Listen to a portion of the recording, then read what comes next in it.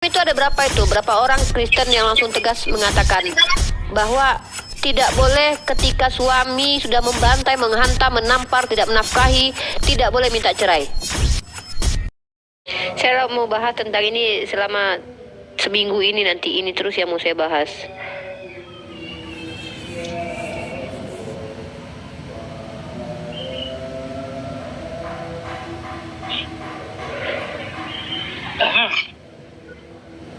Ini namanya kitab Syubuhat wa Abatil Haula Ta'addudi Zawjatir Rasul, ditulis oleh Syekh Ali As-Sabuni.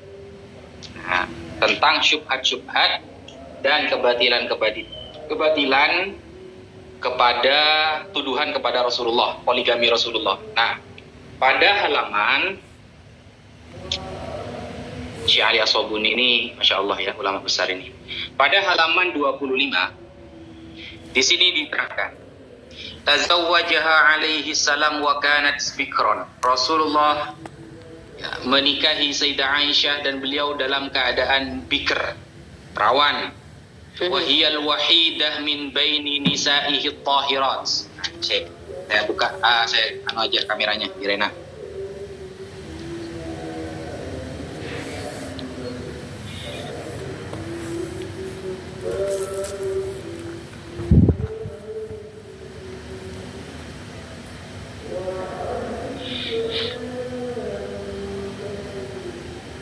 Kalau dalam Kristen kan Paulus mengajarkan tidak boleh perempuan itu mengajar, tapi Mikana tetap mengajar itu. Ini ya. Sayyidah Aisyah bintu Abi Bakr tazawwaja alaihi salam wa kanat bikron wa hiyal wahidah. Beliau adalah satu-satunya min baini nisaihi at-tahirat, dari kalangan beberapa istri Rasulullah yang suci, maksudnya satu-satunya yang bikr, yang perawan. Falam yatazawwad bikron ghairuha. Dan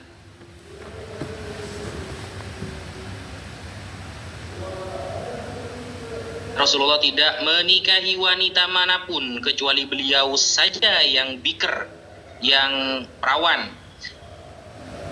Wa kanat Aisyah azka ummahatil mukminin, ya, wa ahfadhahunna.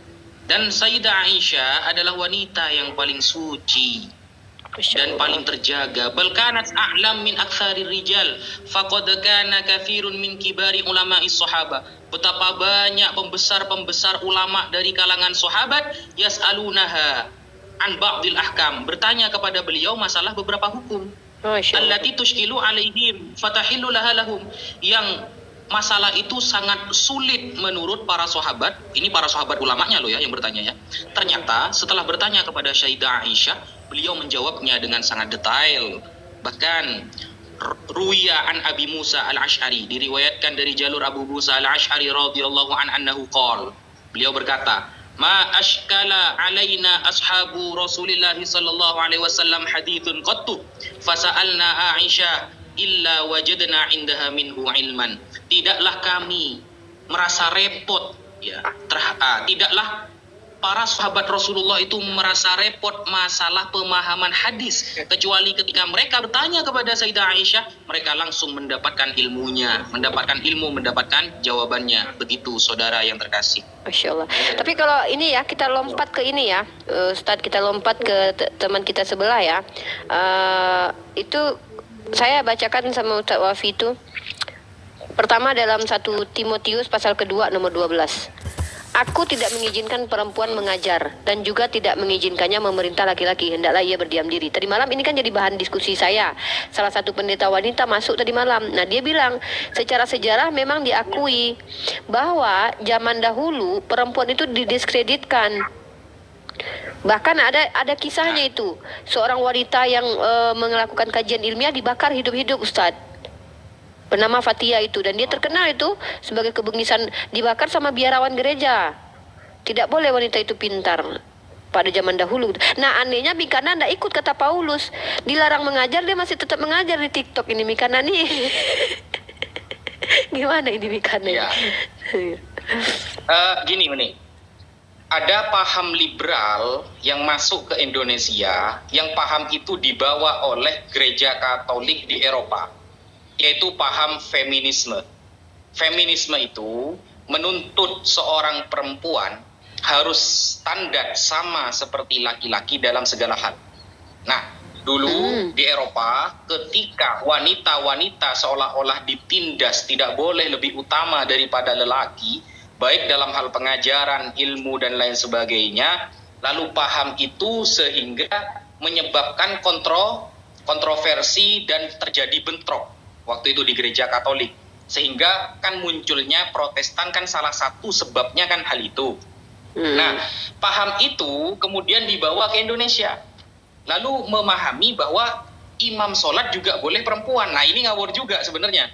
Nah, imam perempuan dalam sholat ini pendapat feminisme, orang-orang liberal yang datang dari Eropa. Kemudian sampai itu nih, ngeritik apa namanya itu ya, az-zakaru mithlu hadzil unsayain, warisan.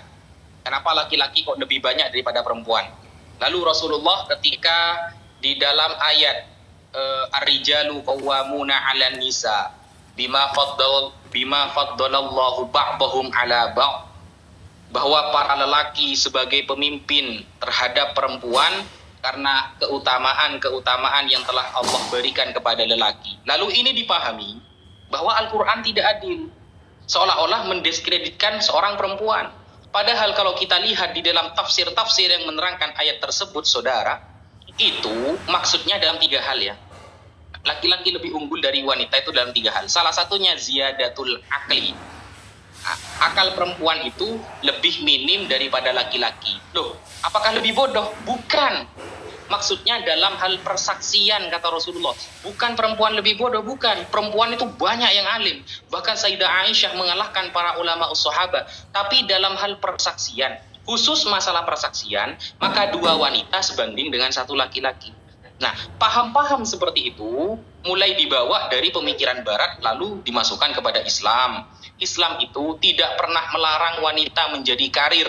Islam tidak pernah melarang wanita mengajar, asalkan dengan catatan wanita itu bisa menjaga dirinya dari kemaksiatan. Sekian, Uni. Iya betul. Jadi gini, kan saya kenapa membahas beberapa waktu hari ini itu wanita, karena memang saya punya geng sekarang. Geng saya namanya Trinita. 3 personae, 1 substansi ya. Cebi bukan Rifa, Rifa bukan Ami, Ami bukan Cebi, tapi kami satu hakikat. Nah, rencana kami mau membahas seminggu ini tentang Trinita, wanita dalam Islam, dalam maksudnya satu hakikat itu gimana? Berarti kalau saya menikah dengan Mbak JB, unik juga harus gitu ya? Dia dapat saya sama dapat Ami, begitu memang. Jadi gitu, kurang lebih seperti itu ya. Jadi kami bisa dibedakan tapi tak bisa dipisahkan, begitu. Ustadz mau tanya Ustadz dulu, Ustadz mau. Jadi gitu ya Ustadz. Nah, kemudian kita lanjut. Dalam perspektif Kak Kristen. Nah, Cep, mute dulu Cep. Jadi dalam perspektif Islam kan ada banyak tuduhan bahwa wanita itu direndahkan. Mute dulu Cep. Cebi, mute dulu Cep. Cebi. Ya, saya mute dulu ya Pak Cebi ya. Ya. Di dayang-dayang saya ini kadang-kadang ini ya paling gaji potong ya Cep ya. Dayang-dayang. Jadi saya tuh punya 2 dayang-dayang Ustadz. 1 Cebi, yang 1 Ami. Mereka jomblo dua-duanya ya, alhamdulillah. Heran saya, kok hari gini masih jomblo gitu. Jadi jadi kita lanjut ya materi. Saya mau membahas wanita-wanita itu dalam Islam itu dituduh sebagai wanita-wanita yang terjajah, wanita-wanita yang ternista. Padahal saya bisa buktikan itu. Ternyata banyak tokoh-tokoh wanita yang namanya wangi. Nah, ini saya kasih contoh. Saya memperbandingkan antara 1 tokoh ya. Ini sudah saya angkat beberapa. Fatimah Al-Fihri, perempuan muslim pendiri universitas pertama di dunia, Ustadz. Kita bandingkan dengan seorang wanita yang bernama Hipatia yang dibunuh sama biarawan gereja. Ingatnya gitu. Dan ini bukti bahwa Islam itu tidak pernah mendiskreditkan secara faktual, secara dalil juga tidak ada gitu. Karena bahkan wanita itu dimuliakan, ibumu itu juga bukti bahwa perempuan itu dimuliakan bahkan 3 kali daripada ayah. Bukan berarti di bawah melulu dalam artian taraf haknya sebagai wanita manusia itu di bawah laki-laki, tidak, tapi semua hak itu diberikan. Kan saya sudah bacakan surah Ali Imran bahwa barang siapa yang beramal amalnya itu baik laki-laki dan perempuan, maka Allah memilih kan mereka entah laki-laki entah perempuan, yang penting amalnya bisa lebih baik begitu. Tapi kalau tentang arijalu qawwamuna 'alan nisa memang tak bisa, itu kan natur atau kodrat gitu kan. Memang kodrat kita tidak bisa disamakan gitu. Nah, jadi ini yang mau saya angkat beberapa 1 minggu inilah ke depan tentang perempuan dalam perspektif Islam dan perspektif Kristen, dan sangat-sangat kontras sekali gitu.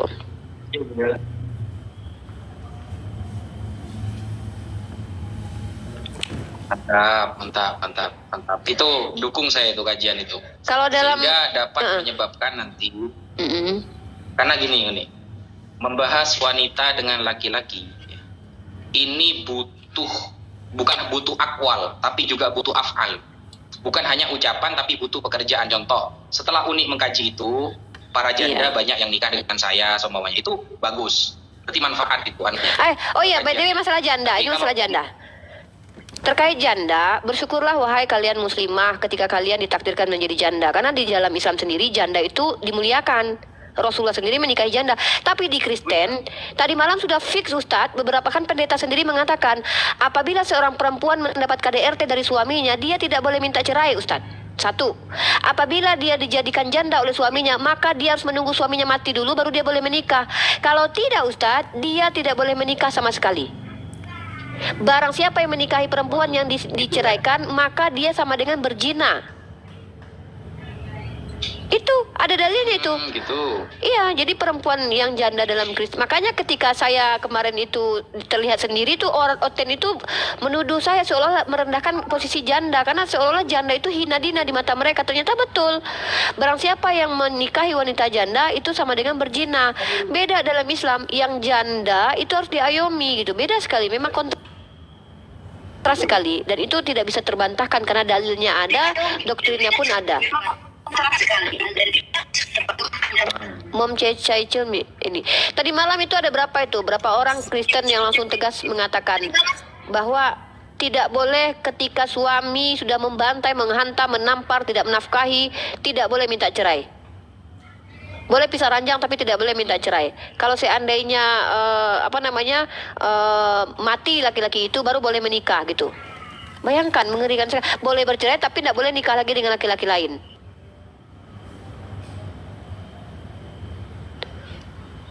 Itu mereka doktrinnya, dan dalilnya dukungan dalilnya ada gitu. Ya, itu saya. Iya. Jadi memang ya. Apa kalau di Islam memang kalau kita pahami benar-benar ajarannya, itu justru sangat melindungi dan meninggikan wanita, kan gitu. Beda sama yang sebelah. Gas. Iya, jadi itu. Balik mentang-mentang orang kompor. Jadi nyelamatin Munir itu pahalanya besar. Ya, jadi Waalaikumsalam. Jadi teman-teman, yang perlu dipahami itu adalah memang kita berbeda, antara Kristen dengan Islam itu berbeda. Ustaz Malik, suara musrik kedengaran, suara musrik. Ya, jadi saya ingin memperlihatkan kepada seluruh alam bahwa kita itu sangat berbeda, Kristen dan Islam. Dan ini betul-betul secara dasarnya saja sudah ada dalilnya. Wanita di Kristen tidak boleh mengajar. Wanita di Kristen tidak boleh berbicara di dalam gereja. Kalau dia ingin tahu sesuatu, tanya sama suaminya. Itu ada dalilnya. Bahkan secara kenyataan, orang-orang patriarki zaman dahulu itu betul-betul mendiskreditkan wanita. Data-datanya ada, sejarahnya ada. Wanita dibakar, salah satu contoh Hipatia itu. Nah, kalau dalam Islam, istri Rasulullah adalah seorang ulama. Seperti yang disampaikan Ustaz Wafi tadi. Nah, ini sangat berbeda ya teman-teman, betul-betul berbeda.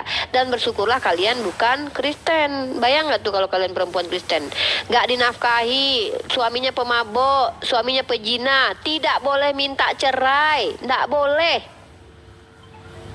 Ngeri nggak tuh? Benar. Ya. Kalau tuduhan itu nih Nabi Muhammad pedofil gimana? Ya? Uni?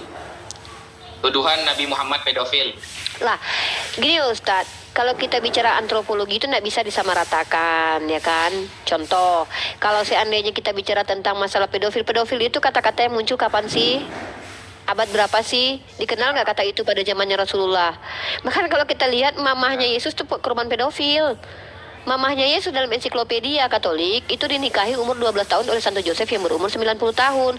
Masa Tuhan membiarkan mamahnya jadi korban pedofil? Yang bener aja tuh. Nah, belum lagi kita lihat bahwa sesungguhnya kalau dalam Islam itu kan batasan menikah itu kan balik. Kalau sudah balik kan boleh. Balik.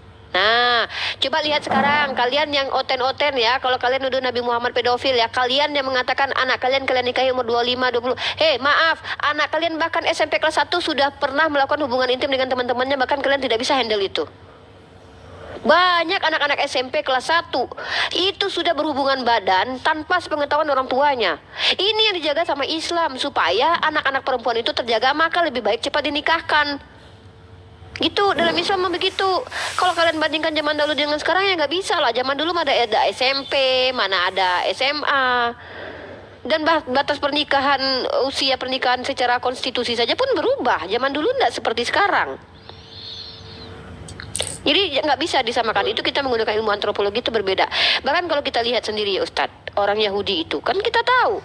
Menurut rasi mereka boleh menikahi umur anak 3 tahun lebih 1 hari bersetubuh. Ya, itu di Zefaria itu ya. Iya, di Sanhedrin. Sanhedrin pasal 55B. Baca Sanhedrin 55B itu. Ya. Giliran bawa data penyalipan Yesus aja si Mikel bawa Sanhedrin. Nanti dikasih Sanhedrin di mana orang Yahudi menikahi anak 3 tahun 1 ditolak. Lucu kadang-kadang teman-teman kita Kristen ini. Ada tuh Sanhedrin 55B itu. Bahwa rasi dan rabi mengizinkan pernikahan anak usia 3 tahun. Karena kita nggak bisa tentukan Ustadz, anak usia 3 tahun dulu dengan anak usia 3 tahun sekarang nggak bisa sama gitu. Karena zaman dulu aja umur orang tuh sampai ratusan, 500 tahun. Badannya orang dulu kan dalam... Boleh bertanya kan? Oke, Mam Cecil Muslim atau non-Muslim? Kristen. Oh, selamat datang sayangku cantik di roomnya Ustaz Wafi. Kalau mau tanya pikihnya perempuan, pikih silakan ke Ustaz Wafi. Kalau tanya tentang Bible nggak apa-apa ke saya. Dua-duanya sih. Ya. Karena tadi saya dengar penjelasan dari Umi kalau perempuan di dalam Kristen itu tidak boleh memimpin ya. Di mana? Barusan saya dengar penjelasan dari Uni kalau perempuan di dalam Kristen itu tidak bisa memimpin gitu ya. Bukan. Ini dalilnya saya baca. Enggak. Saya enggak mau tertuduh asumsi ya. Ini saya baca dalilnya ya. Anda baca dalam 1 Timotius pasal kedua nomor 12. Aku tidak mengizinkan perempuan mengajar dan juga tidak mengizinkannya memerintah laki-laki. Hendaklah ia berdiam diri. Nah, itu dalilnya. 1 Timotius pasal kedua nomor 12. Coba buka dulu. Apakah ini ada yang noise ini Ustadz Wafi? Iya, ini masih ada yang... Oh, oke. Gitu Mam Cecil buka dulu Bible-nya, lalu langsung saya buka cam aja ya, biar lebih enak kita nggak dituduh ini ya. 1 Timotius pasal kedua nomor 12. Saya buka cam bentar. 1 Timotius. Ya, ini datanya dari kitab Anda. Bentar ya, saya buka dulu. 1 Timotius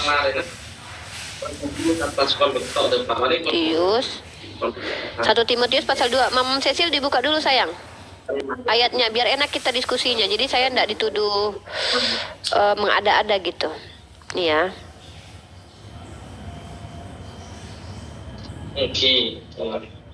Nah, Mam Cecil masih di sini Mam Cecil? Mam Cecil. Ini buka di 1 Timotius pasal kedua nomor 12. Aku tidak mengizinkan perempuan mengajar dan juga tidak mengizinkannya memerintah laki-laki. Hendaklah dia berdiam diri. Dan ternyata kalau kita lihat juga dalam 1 Korintus ya, dalam 1 Korintus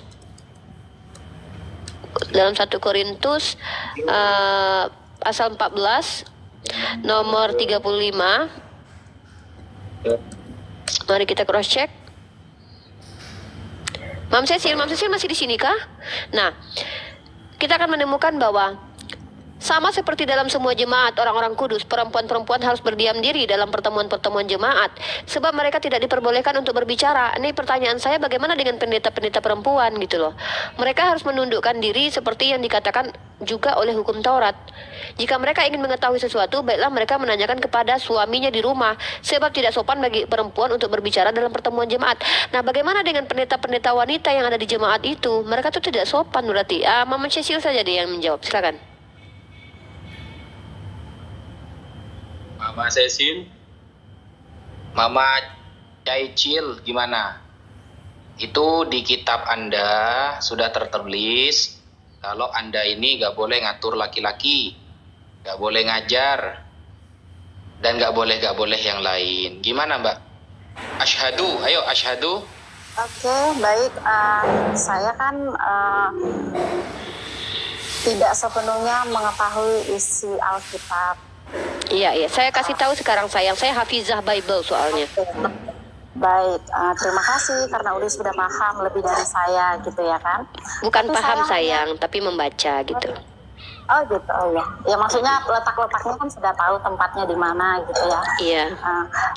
Jadi saya berpikir loh di kehidupan yang nyata, ya kan, kita sudah melihat bahwa banyak pemimpin perempuan terlebih di dalam gereja. Berarti mereka mengingkari ajaran kalian itu. Berarti gini loh Mbak, ketika ada aturan dari Tuhan tapi ternyata tidak sesuai dengan kemauan Tuhan, berarti manusia mengingkari ajaran Tuhan. Nah, dalam Kristen bagaimana itu hukumnya? Ketika ada hukum tapi dilanggar oleh manusia, apakah tetap Tuhan punya harga diri nggak itu? Tuhan kasih data, Tuhan kasih dalil, Tuhan kasih hukum, tapi manusia nggak ikuti. Ini Tuhan kayak nggak punya harga diri banget gitu, nggak diikuti sama hamba-hambanya gitu ya. Kalau dalam Islam kalau tidak ikuti aturan Tuhan ya matilah, masuk neraka begitu. Nih kalau kita lihat lagi begini nih Mbak, satu dalil yang cukup agak saya kasih ke Mbak ya. Mohon maaf ya, ini bukan menyerang iman Mbak Cecil, tapi ini saya temukan dalam kitab Anda. Hai istri-istri, tunduklah kepada suamimu sebagaimana seharusnya di dalam Tuhan. Hai suami-suami, kasihilah istrimu. Ini kan perintah nih. Perintah ini bisa dilanggar. Yang kita tanyakan, kalau perintah ini dilanggar bagaimana? Suami tidak kasih kepada istri, istri tidak tunduk kepada suami. Apa yang diberikan oleh Yesus sebagai hukuman? Apakah kalian selamat masuk neraka atau masuk surga? Itu kan saya tidak tahu itu. Karena kan metode kalian kan penghapusan dosa dengan kematian Yesus. Sementara ketika saya tanya kepada teman-temannya Mbak Cecil yang tadi malam, bahkan di antara pendeta mengatakan, ketika ada seorang perempuan dari pihak Kristen ditampar, dihakimi, dipecut, tidak dikasih nafkah, suaminya mabuk bawa perempuan, itu dia tidak boleh minta bercerai Mbak Cecil. Sementara dia tunduk kepada suami gitu. Kalau memang ada dalilnya bahwa tidak boleh perempuan tunduk kepada laki-laki yang zolim, seperti di dalam Islam tidak ada kepatuhan terhadap kemaksiatan, tunjukkan kepada saya dalilnya bahwa Yesus ajarkan begitu. Karena ada perintah perempuan harus tunduk kepada laki-laki. Gitu sayang. Gimana dong? Oke, baik, saya jawab bagian yang itu dulu ya. Karena benar bahwa apa yang dipersatukan Allah tidak boleh diceraikan manusia. Oke, kalau sudah melangkah berumah tangga, apapun yang menjadi kondisi di dalam kehidupan rumah tangga itu bagian dari pencobaan. Oke, jadi sebagai perempuan sanggup tidak mengalami pencobaan gitu. Tadi malam sudah dijawab sama pendeta Anda. Jawabannya adalah pasrah Mama Cecil. Perempuan harus pasrah dalam iman Kristen karena harus pikul salib. Jadi kalau ada orang Kristen yang perempuan ditampar sama laki, tidak dikasih jajan, kemudian dia berzina, berselingkuh, segala macam, perempuan harus pikul salib, pasrah. Itu kata teman Anda. Cross check YouTube saya tadi malam ya. Saksinya ada. Ini ada Nona Cebi yang jadi co-host saya. Nah, kepasrahan inilah yang tidak dibolehkan dalam Islam, karena Islam mengajarkan bukan kasihi saja orang lain, tapi dalam Islam yang paling penting diajarkan, bahkan Imam Syafi'i mengatakan, sungguh telah terjadi kezoliman terhadap diri seseorang ketika dia merendahkan dirinya di hadapan orang yang tidak menghargainya. Ketika ada laki-laki tidak menghargai istrinya, tidak berhak si laki-laki itu mendapatkan penghormatan. Begitulah Islam mengajarkan, begitulah Islam mengajarkan untuk mencintai diri sendiri, karena Allah sangat mencintai dirimu. Maka bukan zolim kepada orang lain saja dilarang, tapi zolim kepada dirimu juga tidak boleh, Mam Cecil. Artinya ketika ada perempuan yang zolim terhadap dirinya, itu sama dengan BODOH. Islam melarang kebedehen, nggak boleh kebedehen itu ya, nggak boleh bedeh dalam Islam itu, nggak boleh. Nah, maka dalam Islam itu boleh meminta khulu, boleh. Tapi kalau pasrah tapi tak rela, itu artinya membuat Mama Cecil tahu banyak perempuan yang mencoba untuk bundir dikarenakan masalah rumah tangga.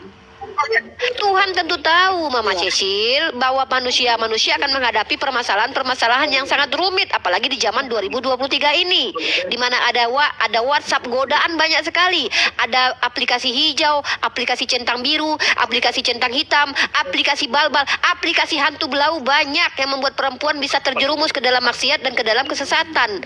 Maka Allah berikan hukum sebelum peristiwa terjadi, Allah kasih aturan, setelah peristiwa terjadi Allah kasih juga solusi, Mama Cecil. Begitu dalam Islam. Kalau dalam Kristen gimana tuh? Perempuan misalkannya sudah lihat dia istrinya lagi suaminya hoba-hoba in the sky dengan perempuan di kamarnya.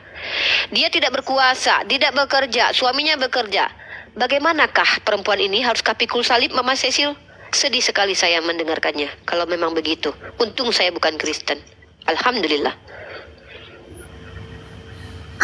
Oke, sebenarnya itu kalau kita bawakan kehidupan yang sekarang, ya kan, banyak juga di teman saya yang bilang ada arti di dalam daripada suami saya berdosa, lebih baik saya kasih menikah lagi gitu ya. Oh bukan, tidak seperti itu, salah. Itu salah satu ya, itu salah satu perspektif, tapi bukan itu sebenarnya.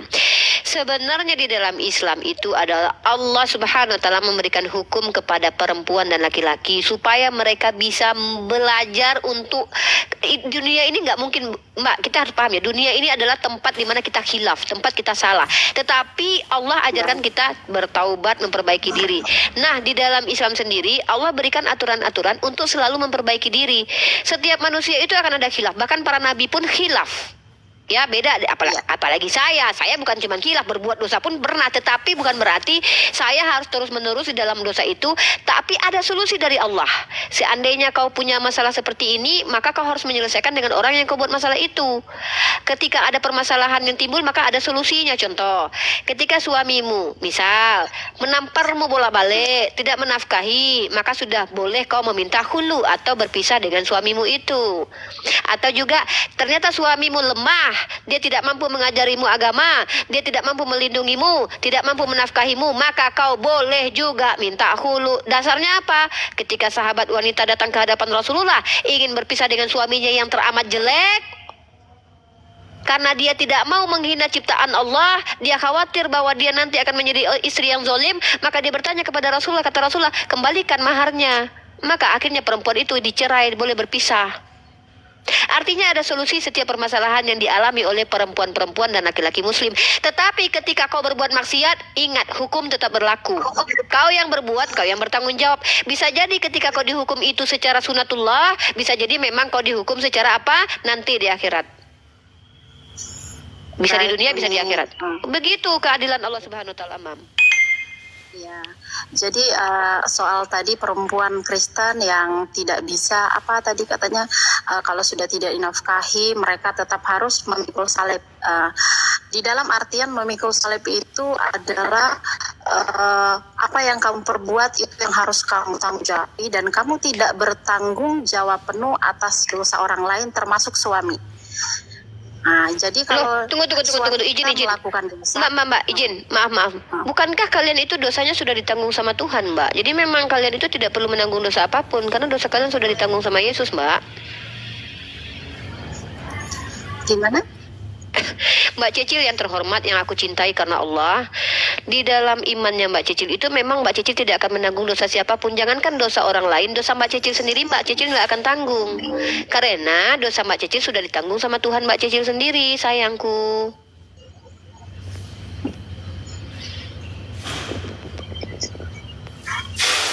Jadi Mbak Cecil itu enak sebenarnya, tetapi di sisi lain memang terdengar enak menjadi Kristen. Tapi masalahnya ketika ditanya bagaimanakah hukumnya ketika perempuan ditampar bola balik sama laki, tidak dinafkahi dan bahkan lakinya selingkuh, pikulah salib. Tapi kalau untuk ampunan dosa, Tuhan yang tanggung.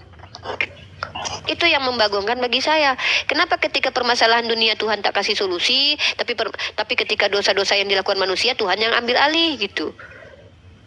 Ini mohon maaf ya Mbak, dalam ranah psikologi ya. Kalau kita bicara dalam ranah psikologi, ketika ada seseorang yang dia yang berbuat, orang lain yang menanggung, itu mengajarkan tidak bertanggung jawab Mbak. Coba Mbak Cecil punya anak gak? Anak Mbak Cecil misalnya umur 10 tahun. Dia melakukan kesalahan. Lalu yang dihukum adalah bapaknya. Tampar bapaknya di depan anaknya. Gara-gara bapak kau nih, kau ada nih. Gara-gara dia nih, tampar bapaknya sekali. Anak Mbak akan menjadi orang yang sangat tidak bertanggung jawab nantinya. Salah dia, bapaknya disalahin. Ini bapak aku nih, ngapain dia buat aku? Na'udzubillah min dzalik Mbak. Nah, dalam Kristen ketika ada manusia yang bersalah, maka Tuhan yang menanggung. Maka ini mengajarkan manusia tidak bertanggung jawab. Dalam Islam, kau yang memulai, kau yang mengakhiri. Kau yang berdosa, engkaulah yang mati Mbak, gitu. Allahumma sholli ala Muhammad. Allahumma sholli ala sayyidina Muhammad. Gitu Mbak. Saya habiskannya berbuat dosa Mbak. Oke, mungkin itu Saya hanya- akan tetap menjalani hukuman saya. Itu Gitu Mbak. salah pemahaman mungkin, Kuning. Di mana Ya, itu sayang? mungkin itu hanya Di mana salah tuh? pemahaman mungkin. Oke, coba lah Mbak Cecil ajarkan saya nih. pahamnya Saya kan bukan Kristen. Lanjut. Oke, pahamnya orang Kristen itu Yesus adalah juru selamat, gitu ya kan? Oke, karena sudah terlanjur Adam dan Hawa jatuh ke dalam dosa, mungkin secara Islam sama ya Mbak Uni? Beda saya. Kalau Adin Mbak Cecil, Mbak Cecil baca nggak kitab Kejadian? Iya. Baca. Kalau nggak baca saya bacakan nih. Saya nggak baca, saya hafal di luar kepala nih karena saya hafizah Bible ya. Baik saya. Kalau nggak percaya saya buka cam nih. Saya nggak baca kitab nih. Saya jelaskan nih. Saya nggak perlu. Jadi saya ceritakan ya. Langsung Oke, saya aja, ceritakan. langsung aja, Uni. Saya percaya. Dalam kitab percaya ya, kalau nggak percaya nanti cross check dalam Bible Anda. Dalam kitab perjanjian lama, tepatnya di dalam kitab Kejadian, ketika Tuhan Anda menciptakan manusia, maka ciptaan Tuhan itu semuanya baik. Ya, semua ciptaan. Oke, saya buka cam ya untuk menunjukkan bahwa saya itu nggak nyontek ya. Nah, ini saya hafizah Bible. Kok kelihatan rumah saya? Tunggu, keranjang saya kelihatan. Ya gini ya. Dalam Islam itu, dalam Kejadian, di dalam perjanjian lama, tepatnya kitab Kejadian, Adam itu diciptakan pertama sendiri, lalu diciptakanlah Hawa. Ini gara-gara Tuhan ciptain Hawa, Mbak. Adam akhirnya dikeluarkan dari Taman Eden. Duh, berisik noise dulu, ada yang jualan. Lihat rendang. Nah, kita lihat lagi dalam Kejadian, di dalam kitab Kejadian perjanjian lama itu. Ketika Tuhan menciptakan Adam pertama kali, Kejadian lama itu, ketika Tuhan mute dulu deh. Mam Cecil mute dulu, noise.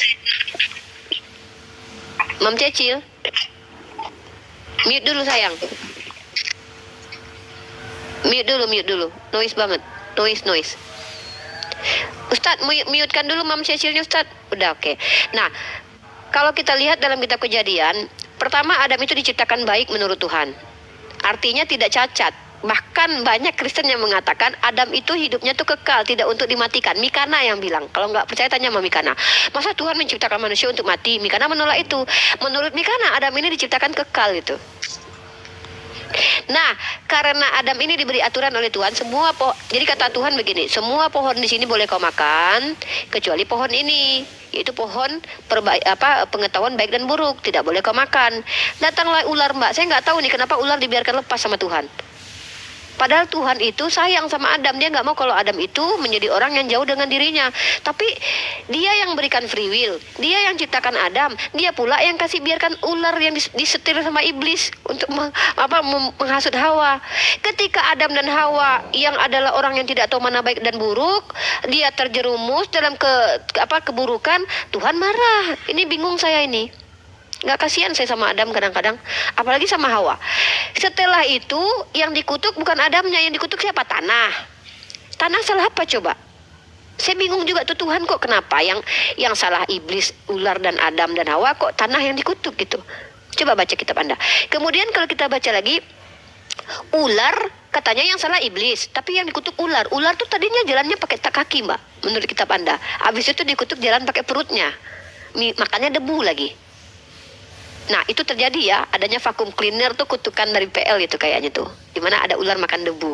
Nah, kemudian yang anehnya lagi, tidak ada iblis terkutuk dalam kitab Anda di kitab Kejadian itu. Padahal kalian percaya bahwa itu adalah kelakuan dari iblis. Bingung saya kadang-kadang. Ini iblis kok dapat tempat yang luar biasa juga di mata Tuhan. Bahkan iblis mampu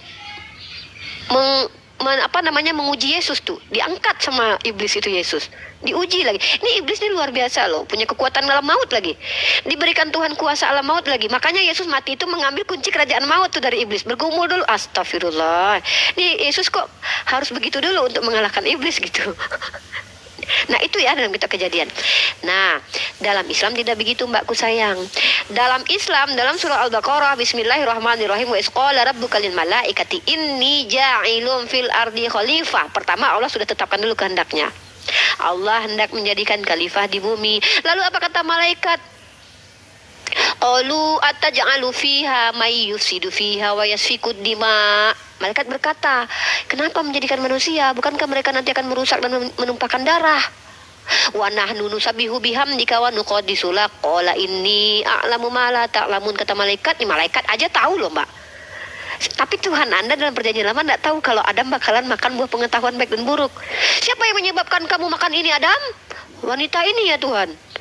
Siapa lagi wanita ini? Iblis, ular ini ya Tuhan.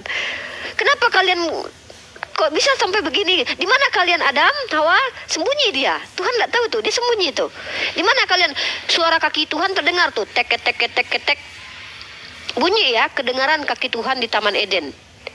Bunyi dum dum. Saya tidak tahu bunyinya apa, dum dum dum apa tek tek tek, saya tidak tahu. Tapi bunyi kaki Tuhan terdengar. Lalu dia bertanya, di mana kalian? Di mana kau Adam dan Hawa? Dia sembunyi karena dia tahu kalau dia punya kemaluan. Sebelumnya dia dalam keadaan bertulunjung, berbogel ria, tapi dia tidak tahu kalau dia tuh memalukan hal itu. Karena dia belum tahu baik dan buruk, belum makan buah pengetahuan baik dan buruk. Setelah makan buah pengetahuan baik dan buruk, baru dia punya rasa malu tuh. Ditutupi kemaluannya. Malu saya. Sebelumnya dia tidak punya rasa malu. Tapi justru ketika dia sudah punya rasa malu, dia diusir sama Tuhan. Karena dia jatuh dalam dosa. Beda dalam Islam. Allah punya kehendak menciptakan Adam. Yang memang punya natur khilaf. Natur kita tuh khilaf, Mbak. Bukan seperti malaikat yang tunduk patuh setiap apa yang diperintahkan oleh Allah. Natur kita tuh khilaf. Jadi kalau ada manusia yang punya dosa yang khilaf, jangan berputus asa dari rahmat Allah. Ya gitu aja. Karena memang kita diberikan atur begitu. Tapi jangan berlebihan ya, jangan menikmati dosa, jangan jangan melulu di dalam dosa. Itulah intinya. Ini nasihat buat saya sendiri gitu ya, bukan buat orang lain. Kemudian kalau kita bicara tentang bagaimana dalam Islam ketika Adam jatuh dalam dosa, ya, ketika ini tolong dong yang Levitan jangan begitu dong typingnya, saya nggak konsen nih, ketawa saya nanti. Ya, ketika Adam jatuh di dalam dosa, maka di situ Allah pertama sekali mengajarkan Adam bertaubat, cara bertaubat, Mbak. Dalilnya mana? Ayatnya setelah itu. Dan perlu Mbak ketahui Adam itu diuji setelahnya diajarkan dulu, Mbak. Jadi tidak ada dalam Islam itu ya, Mbak, orang itu tidak diajarkan lalu dikasih ujian. Namanya belajar itu, Mbak, namanya di sekolah aja. Kita belajar dulu, ya, belajar dulu. Baru nanti di ending-ending mau naik kelas baru kita ujian. Adam juga begitu. Dalilnya mana? Wa alama adamal asma'a kullaha summa aradahum alal malaikati. Ketika Adam diajarkan asma baru dipamerkan kepada malaikat. Maka malaikat dituntut sama Allah. Coba kalian sebutkan apa yang telah disebutkan oleh Adam yang diajarkan kepada Adam. Baru malaikat mengakui bahwa ternyata mereka tidak mengetahui apa yang diajarkan kepada Adam. Karena pengetahuan mereka itu datangnya dari Tuhan. Malaikat tahu tapi tidak maha tahu. Yang maha tahu hanya Allah. Mana dalilnya? Kata Allah, inni a'lamu ma la ta'lamun. Gitu, Mbak. Adam diajarkan dulu, baru ujiannya pertama kali, Mbak. Ujiannya nggak langsung tetetet semua. Jangan kau makan babi, jangan kau begini, jangan kau berhormatlah pada. Kan belum bisa. Ujiannya harus satu-satu dulu. Contoh, Mbak, kalau kelas 1, kelas 6 SD, ujiannya nggak mungkin ujian anak SMP, Mbak. Ujian anak SD juga yang dipakai. Contoh, makanya ujiannya cuma sedikit itu. Apa itu? Ya. Kata Allah kepada Adam, Bismillahirrahmanirrahim, wa qulna ya Adam uskun anta wa zaujukal jannata wa kula minha ragadan haitsu ituma wa la takraba hadhihi sajarata fatakuna minaz zalimin. Kata Allah, masuklah kau ke dalam surga bersama pasanganmu, lalu silakan makan apa yang ada yang diperbolehkan untukmu, tapi jangan kau dekati pohon itu. Kalau kau dekati pohon itu kau masuk orang zalim. Nah, tidak ada istilahnya di dalam Islam ketika manusia melanggar maka kata-kata Allah jadi terbantah. Contoh gini, mohon maaf ya kalau dalam Bible begini, Mbak. Ketika Tuhan bilang kalau kau makan pohon itu maka kau mati, Tapi Adam tidak mati seketika itu juga. Nunggu sekian tahun dulu baru mati. Tapi kalau dalam Islam tuh apa yang kata Allah itu yang terjadi. Kalau kau dekati pohon itu maka kau termasuk orang yang zalim. Ketika Adam memakan mendekati pohon itu, ya, yang dalam Islam ada yang mengatakan pohon kuldi lah, saya enggak, ada Kristen mengatakan pohon pengetahuan baik dan buruk lah, ada yang mengatakan pohon ini, pohon itu, pohon apel segala macam. Yang penting ada pohon yang dilarang untuk didekati oleh Allah. Mendekatinya aja nggak boleh, apalagi memakan buahnya. Nah, maka pada waktu itu Adam zalim. Mana buktinya? Ya akhirnya kan dia tidak ditempatkan di surga, dia akhirnya ditempatkan di dunia. Karena zalim itu meletakkan sesuatu pada tempatnya. Harusnya kita ini kan di surga mbak letaknya. Tapi pada akhirnya kita diuji juga di dunia. Karena memang dari awal Allah sudah berkehendak bahwa manusia ini akan diletakkan di dunia. Begitu dalam Islam, tidak ada kegagalan Tuhan. Kalau dalam Kristen saya sudah berkali-kali bertanya, 3 Kristen yang menjawab. Jadi ketika Tuhan Anda menginginkan manusia untuk hidup benar, manusia tidak terpenuhi, tidak benar ya? Tidak mbak, berarti Tuhan gagal dong. Ya bolehlah dikatakan gagal. Makanya ada Tuhan menyesal dalam kitab Kejadian pasal ke-6 ayat 6. Makanya saya pernah buat tema, apakah Tuhan teman-teman Kristen ini bertaubat? Ketika dia menyesal, dia melakukan harakiri. Harakiri dalam Jepang itu seseorang yang bersalah menyobek perutnya demi kehormatannya. Tapi kalau Yesus, dia ciptakan manusia, dia kemudian menyesal Kejadian pasal 6 ayat 6, kemudian hatinya pilu, kemudian dia bunuhi, kemudian tidak berubah juga. Setelah Nuh diselamatkan masih juga banyak maksiat. Lalu akhirnya dia punya ide lagi. Apa idenya? Di abad pertama dia muncul menjadi manusia, mempersatukan manusia dengan Tuhan. Ternyata gagal juga. Di situ saja dia sudah harakiri gitu loh. Dia sudah harakiri dengan dibiarkan lambungnya ditusuk di tiang salib. Ya, kalau orang Jepang harakiri untuk kehormatannya, kalau Yesus diharakiri sambil dihinakan sebagai Tuhan. Astagfirullahaladzim. Mbak, saya kadang sakit kepala. Jerawat saya banyak tumbuh bukan karena memikirkan gaji suami, bukan karena memikirkan bagaimana besok saya makan apa, tidak, tapi memikirkan ayat-ayat dalam Bible. Kadang tumbuh jerawat di sini. Ini sudah ada jerawat di sini nih. Iya, Mbak. Semakin saya baca Bible, semakin tumbuh jerawat saya gitu. Mungkin Mbak bisa kasih pencerahan kepada saya? Silakan. Sudah panjang. Saya sudah jelaskan dari kitab Kejadian sampai Matius itu loh Mbak. Dalam durasi yang sesingkat-singkatnya itu. Oke, baik Uni.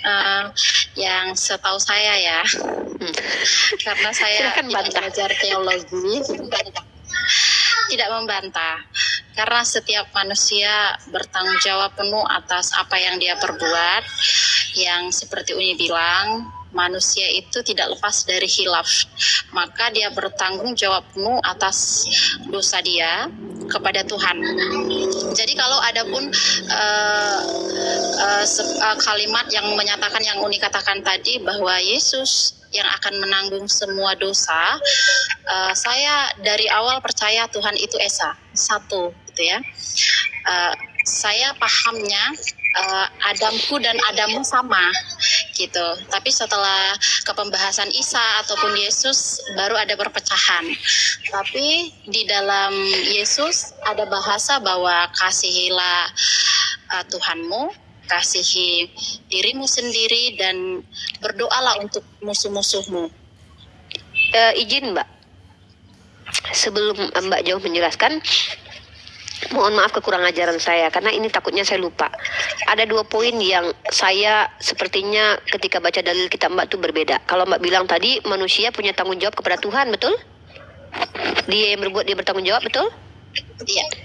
Tapi justru kejadiannya Tuhan yang bertanggung jawab kepada manusia Mbak. Buktinya Yesus yang menanggung dosa kalian. Itu fakta. Iya. Nah, yang kedua tadi ini fakta ya. Karena kalian ditanggung dosa. Ketika kalian mengatakan bahwa kami diajarkan mengasihi Tuhan, ini beda lagi kita. Di dalam Islam itu bukan kami yang mengasihi Tuhan, tapi Tuhan yang mengasihi kami. Tapi Tuhan mengasihi tidak sampai harakiri dia. Tapi dia memberikan cara bertaubat yang baik dan benar. Cara bertaubat yang baik dan benar ini baik untuk kami di dunia, selamat untuk kami di akhirat. Caranya apa? Taubatan nasuha, tidak mengulangi kesalahan itu. Begitu. Bukan dia harakiri. Dia tidak perlu harakiri. Silakan lanjut lagi Mam Ceci. Maaf kekurangan ajaran. Saya takut lupa kalau nggak saya sejak kapan dia dalam perjanjian lama memang manusia bertanggung jawab kepada Tuhan. Iya, saya akui itu. Bahkan Tuhan banyak sekali membunuh-bunuh, dibunuh. Bahkan yang anak 32 orang meneriaki Elia, botak, naiklah botak, itu dihantam oleh Tuhan. sama beruang itu, dibunuh sama Tuhan dengan beruang. Tapi di perjanjian baru Tuhan yang bertanggung jawab kepada manusia, menyelamatkan manusia. Terbalik, kalau dalam Islam kami bertanggung jawab terhadap dosa kami kepada Allah. Nah, salah satu pertanggungjawaban kami adalah memperbanyak amalan soleh. Berharapnya dosa-dosa kami tergugurkan. Gitu. Ya, itu tanggung di jawabnya. Kristen juga, di Kristen juga itu tertulis bahwa apa yang terikat di dunia itu akan terikat di surga, dan apa yang kamu lepaskan di dunia itu akan terlepas juga di surga. Wah, tunggu. Ini saya ingin Mbak itu banyak-banyak baca Bible, serius. Kalau Mbak bilang apa yang terikat di dunia maka terikat di surga, ketika kalian terikat sebagai suami istri di dunia, maka kalian tetap suami istri di surga nanti. Wah, ada sekidi papap nanti di surga nih Mbak. Bahaya Mbak ini. Gimana dong? Baik, jadi di dalam pengertian ini saya ini dulu ya, bertanya dulu ya. Iya. Berarti kalau disahkan misalnya suami istri itu tidak masuk dalam catatan halal kalau tidak terikat. Di dalam Islam itu ketika suami istri terikat di dunia, maka ketika suaminya mati dia tidak menikah lagi, dia akan menjadi istri suaminya di surga. Kalau masuk surga loh ya, kalau jangan GR dulu, yakin nggak masuk surga kan gitu. Nah, kalau seandainya, tapi kalau dalam Kristen di dunia tidak boleh cerai, di surga Tuhan yang ceraikan. Karena kata Tante Uti, kalian tidak punya kelamin di surga. Mohon maaf kekurangan ajaran saya. Saya hanya menukil kata-kata Tante Uti Watimena. Ya, Tante Uti Watimena ya. Tidak ada kawin mawin dalam surga Kristen. Maka kalian bukan lagi suami istri. Tuhan haramkan bercerai di dunia, tapi dia ceraikan kalian di surga. Kadang saya bingung dengan Tuhannya teman-teman Kristen. Dalam Islam tidak. Ketika kita terikat dalam pernikahan dalam dunia, maka kita akan berkumpul lagi di surga nanti. Ya, gitu. Mam lagi di mana ini? Mam lagi di jalan ya? Iya, masih di sini enggak. Hanya lagi di pinggir jalan. Hati-hati Mam, hati-hati ya. Hati-hati nanti disenggol nanti di situ. Pinggir-pinggir, jangan ke tengah-tengah ya. Iya Uni ya. Tapi mohon maaf Mam Cecil, saya ini kalau bicara, misalkannya kalau Mam Cecil bilang Uni Rifa mempelintir, saya bisa tunjukkan dalilnya. Nah, Mam Cecil catat dalil-dalil itu, lalu di cross check di kitabnya, benar atau tidak? Tanya sama pendeta, benar atau tidak? Contoh, apakah manusia di surga nanti punya kelamin? Coba tanya sama pendeta. Mam Cecil akan minum bodrek. Kenapa? Saya aja udah melalui hal itu 4 tahun. Pusing kepala saya. Ada yang bilang tidak berkelamin. Ada yang bilang punya tapi hanya sekedar aksesoris, Pak Pendeta Hendritan. Ada yang bilang ada tapi tidak berfungsi. Astagfirullah. Ada yang bilang saya kalau bahas ini, saya tuh mau nangis kadang-kadang. Yesus naik ke surga tuh, mohon maaf sekali. Yesus naik ke surga tuh kelaminnya ditinggal atau enggak? Maaf, ini bukan penghinaan ya. Karena ini Penatua Uti yang bilang gitu loh. Itu ada di YouTube saya simpan dokumentasinya. Elia naik ke surga itu berkelamin atau enggak? Henok naik ke surga itu berkelamin atau enggak? Jadi itu kan nggak logik sebenarnya. Tapi ketika ada stigma atau doktrin yang mengatakan di surga tidak berkelamin lagi, konsekuensinya adalah bayangkanlah sendiri. Astagfirullahaladzim. Saya nggak tahu itu Pak enak orang-orang transgender. Mereka tidak akan ditanyai lagi di surganya Kristen nanti kau laki-laki atau perempuan gitu. Karena itu tidak penting lagi di surga Kristen. Oke, kalau yang itu saya ini pertama kali dengar dari Uni ya. Oh iya, Anda klik di YouTube. Pendeta Hendritan mengatakan aksesoris itu Yesus tuh maaf, astagfirullahaladzim. Aku nih kalau saya nanya ini kuat tukil ya, menukil perkataan Pak Pendeta Hendritan. Beliau adalah seorang Jesus only yang mengatakan iya, Yesus itu punya itu, tapi tidak berfungsi sebagaimana difungsikan laki-laki karena aksesoris. Astagfirullahaladzim. Mohon maaf teman-teman Kristen. Maaf saya lancang, tapi ini Pak Pendeta Hendritan. Salahkan Pak Pendeta Hendritan, bukan saya. Iya. Lalu bagaimana dengan Tante Uti bilang? Bertanggung jawab. Ya, Tante Uti bilang apa? Tidak ada kawin mengawin di surga kami karena tidak ada lagi kelamin ketika ke surga. Saya ingat tuh kata-kata dia tuh. Karena saya sangat mencintai Tante Uti ya. Semoga beliau sehat ya, beliau sedang sakit. debat saya, tapi saya cinta sama beliau. Gitu, tidak ada lagi kawin mengawin di surga karena tidak ada lagi kelamin, katanya begitu. Astagfirullahaladzim. Cara bicaranya gitu Tante Uti. Astagfirullah. Jadi saya kaget waktu dia bilang begitu. Ketawa saya. Untung waktu itu saya lagi nggak pilek. Bayangkan waktu itu saya pilek, kayak saya ketawa keluar ingus saya itu, Mbak. Kaget saya didengarnya. Loh, Tante, jadi kan Yesus naik ke surga kan sebadan utuh, Tante. Dalilnya mana? Ketika dia belum naik ke surga, dia suruh Thomas pegang badannya dulu, bahwa dia bukan hantu. Itu jasmani yang bisa dipegang. Dia makan ikan goreng dulu. Itu tanda bukan hantu, bukan roh. Lalu dia naik ke surga. Apakah dia tinggalkan jasadnya di dunia lalu dia rohnya naik ke surga? Kan tidak begitu. Bahkan di dalam kitab kalian sendiri orang banyak melihat dia naik ke surga. Itu bukan ruh. Bagaimana mungkin ruh bisa dilihat? Nah, artinya Mbak, benarlah kata Islam itu. Allah itu mudah sekali membangkitkan kamu walaupun menyusun seujung jarimu. Yang dimana Mbak, tidak ada yang mampu mencontoh hingga detik ini ciptaan Allah, yaitu membuat sidik jari, Mbak. Sesuatu di antara kita yang tidak sama, tidak identik kita sama, tidak ada yang sama kita. Bahkan kembar pun orang tidak sama. Begitulah Allah menciptakan manusia dengan sempurna. Lalu kenapa sulit bagi Allah membangkitkan manusia dengan sebadan utuh? Ketika dalam Kristen saya bingung gini ya. Kata Yesus begini, tanganmu itu yang bermaksiat, maka tanganmu yang harus dipotong. Ketika matamu yang bermaksiat, matamu yang harus dipotong. Dalam Kristen enggak. Ketika yang bermaksiat adalah badanmu sebadan utuh, maka yang dihukum nanti adalah rohnya, karena yang bangkit adalah roh. Ini aneh gitu. Yang berzina itu yang menikmati zinanya adalah tubuh badan jasmaninya, tapi yang dihukum kok rohnya gitu. Enak kali jasmaninya itu. Dia yang enak-enak tapi dia tidak menikmati sakitnya hukuman. Dalam Islam gini, Mbak. Dalam Islam hukuman yang disebutkan salah satunya di neraka adalah ketika dibakar kulit manusia, maka Allah tumbuhkan kembali kulitnya. Dibakar lagi, tumbuhkan lagi. Ternyata secara medis, ketika astagfirullah, Al-Fatihah buat saudari saya yang meninggal dalam keadaan terbakar, bernama Mas Mera ya, orang Melayu, teman saya. Semoga Allah ampuni dosa-dosa beliau. Beliau itu terbakar sekujur tubuh, sekitar 90%. Ya, mohon maaf. Dan beliau ketika saya datangi itu tidak terlihat kesakitan sama sekali. Ternyata secara medis ketika kulit itu telah melepuh, telah hilang dari badan, itu kita mati rasa. Ini juga saya alami ketika saya pegang es berlama-lama. Es batu itu saya pegang lama-lama. Saya cubit tangan saya, kulit saya tidak terasa apapun. Sensitif kita, rasa sakit itu ternyata ada pada kulit. Kenapa Allah hukum? Ketika seorang dibakar di neraka, Allah tumbuhkan lagi kulit. Disitulah hukuman, Mbak. Merasakan sakit itu hukuman. Tapi di Kristen, mohon maaf, yang berbuat zina itu tubuhnya, yang dihukum rohnya.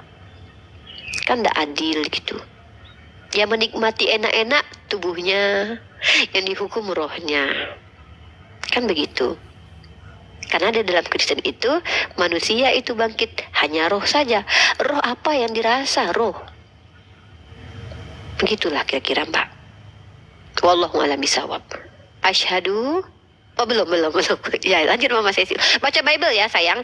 Besok beli Bible. Kalau belum punya Bible besok beli. Saya aja download loh aplikasi Bible. Beberapa versi. Sefaria saya download.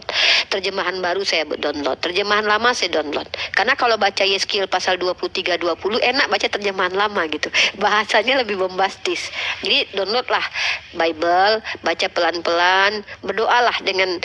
Ya kalau saran saya tuh berdoa kepada Tuhan yang pemilik langit dan bumi ya gitulah. Ya, berdoa saja begitu dulu. Insya Allah Anda dapat hidayah dari Allah. Begitu sih Mbak. Sayang sih teman-teman Kristen ini di dunia tidak boleh cerai dengan suami, tapi di akhirat diceraikan Tuhan. Lanjut Mbak. Oke, baik, sama yang saya sampaikan tadi, yang pertama bahwa apa yang terikat di dunia itu terikat di surga, apa yang kecuali dilepaskan ikatan di suami dunia, istri ya. terlepas di surga. Kecuali ikatan suami istri ya. Gimana? Karena kan Anda bilang itu, apa yang itu terikat. di dalam pemahaman kami lebih ke dosa yang istilahnya kita melakukan dosa. Misalnya saya sama Uni, saya buat salah nih, Uni saya minta maaf Uni, saya udah salah sama Uni nih, gitu ya kan. Jadi Ya. hal-hal Kalau tersebut seandainya saya meninggal lebih dulu, Anda lupa meminta maaf dan tidak sempat meminta maaf, atau Anda lebih meninggal dulu, itu bagaimana nanti di akhiratnya? ya itu terhitung, itu makanya disebut apa yang dilepaskan di dunia itu terlepas juga di surga. Jadi masih ada keterikatan dosa, yaitu harus kita pertanggungjawabkan nantinya. Tetap dihukum. Tetap dihukum ya? Selalu gimana? Tetap dihukum nanti. Ya kalau kita buat dosa harus tanggung jawab dong. Lah terus Yesus kan sudah mati menebus dosa Adam gitu. Kan dalam keselamatan dalam iman menurut Ibrani. Itu hanya statement itu akan membangkitkan, saya rasa hanya membangkitkan hati-hati orang yang tidak bermanusia nantinya, gitu ya kan. Baiknya tidak terlalu meyakini apa sudah saya bebas nih dan hal-hal negatif yang lain. Kenapa takut? Saya hanya takut hukum negara. Putus-putus robot suaranya. Oh ya. Iya. Maksud saya Begini Mbak. Iya. Berarti Mbak meyakini ya bahwa nanti teman-teman Kristen ini ketika telah menjadi Kristen lalu berbuat dosa tetap dihukum nanti di akhirat ya? Iya. Tetap dihukum. Wah, ini tamparan Kenapa, Mam? Karena ini tamparan keras buat teman-teman Kristen yang ngaku-ngaku percaya dengan Yesus itu tidak melalui neraka lagi. Nah, ini tamparan keras buat teman-teman Oten yang songong nih. Lalu bebas melakukan dosa gitu nih. Nah, ini dia saya bedakan ya. Coba Mam Cecil dengarkan dulu. Tapi jangan mencontek jawaban saya. Iya. Saya kadang-kadang malasnya menjelaskan tentang Islam itu ketika saya suruh. Kan sudah saya jelasin Islam tuh ya. Terus silakan dari perspektif Anda. Sama Uni kita. Terus saya enggak mau tuh dicontek jawaban saya. Karena memang jawaban saya masuk akal memang. Jadi banyak teman-teman Kristen yang mencontek gitu. Maaf ya, itu fakta. Di dalam Islam itu begini. Dalam Islam itu, kau yang berbuat, kau yang bertanggung jawab. Artinya begini. Dosamu sebiji sawi tetap Allah akan perhitungkan. Tapi dosa itu bisa dihapuskan di dunia. Dengan cara apa? Pertaubatan. Taubat tersebut taubat itu artinya gini loh. Menyesali perbuatan dan tidak kembali kepada perbuatan itu. Kecuali khilaf. Khilaf itu adalah ada faktor yang bukan sesuatu yang memang tidak tahu salah selalu dilakukan, tapi ada situasi kondisi yang menjadi asbab itu terjadi gitu. Ya, nah dan bahkan dalam Islam sendiri orang yang sengaja pun membunuh pun misalnya ketika dia bertaubat taubatan nasuha Allah akan ampuni karena Allah mengatakan begitu. Hanya saja di dalam Islam itu kenapa dalam Islam itu ada Idul Fitri dalam satu kali setahun itu kita meminta maaf kepada seluruh orang pada waktu itu karena memang dalam Islam itu kami harus menyelesaikan urusan dengan manusia. Itu kenapa orang yang mati syahid pun hutangnya kalau dia tidak bayar tetap hutangnya akan dimintai pertanggungjawaban di akhirat nanti. Begitu. Dalam Islam itu sangat ketat. Kenapa? Allah itu Tuhan yang adil.